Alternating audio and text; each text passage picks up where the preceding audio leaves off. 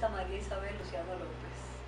En la Universidad Autónoma, en la UAS, hice educación, mención matemáticas, mención lenguas modernas y maestría en educación superior, y luego en una universidad cubana, Enrique José Barona, doctorado en ciencias pedagógicas. Y en Venezuela un posgrado en elaboración de materiales educativos impresos.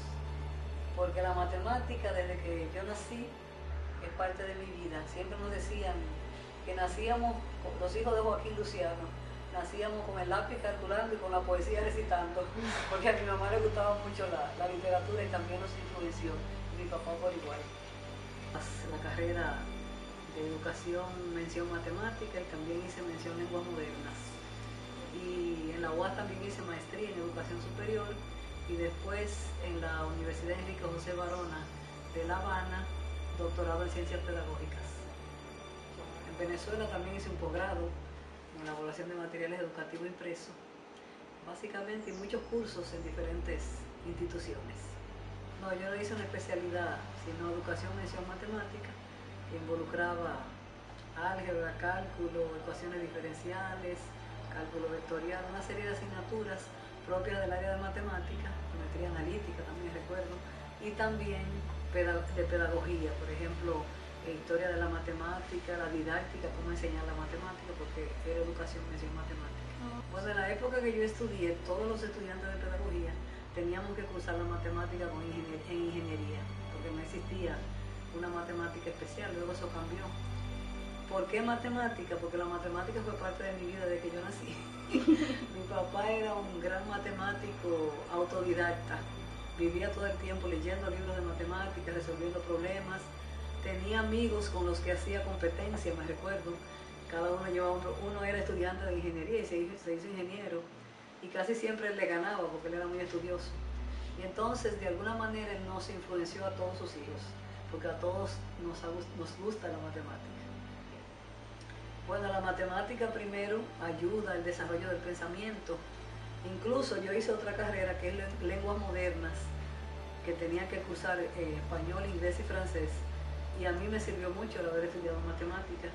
Nos lo señalaba siempre, los profesores nos lo señalaban, diciéndonos, ¿por qué ustedes redactan mejor que los demás? Y decía, quizás porque tenemos más lógica, pensamiento lógico.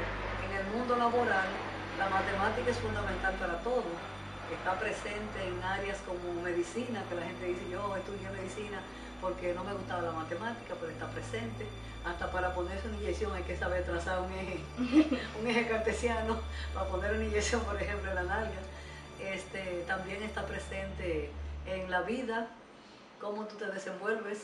Si, por ejemplo, en una transacción bancaria, cuando tú vas a coger un préstamo y a ti te hablan de los intereses que tú tienes que pagar, tú tienes que hacer cálculos matemáticos para determinarlos. En la vida misma, en la casa, por ejemplo, para distribuir un espacio, hay que tener idea de qué es una superficie y tener idea de cómo colocar, por ejemplo, un mobiliario. O sea, la matemática está presente en todo. Y existen países incluso que en oficinas públicas, que aparentemente no tienen nada que ver con matemáticas, siempre hay un matemático, que es el que resuelve los problemas de esa índole que se presentan. Bueno, hoy en día en el mundo laboral se exige tener altos niveles de matemática. Por ejemplo, yo tengo un sobrino que ingresó a trabajar en un banco, y cuando él fue a solicitar, le hicieron un examen de matemática y vieron que su nivel era muy bajo. Y realmente tuvo que cursar de manera particular para que le dieran ese empleo. Cálculo, tuvo que cursar geometría analítica. Él se sorprendió, pero más adelante en su trabajo él vio la importancia de eso. Yo creo que los jóvenes deben darle importancia a la matemática, y los maestros tenemos mucho que ver en eso también. Cómo se enseña la matemática desde los niveles primarios. Yo he hecho mucho énfasis, porque me ha tocado trabajar en esos niveles y también dirigir a maestros.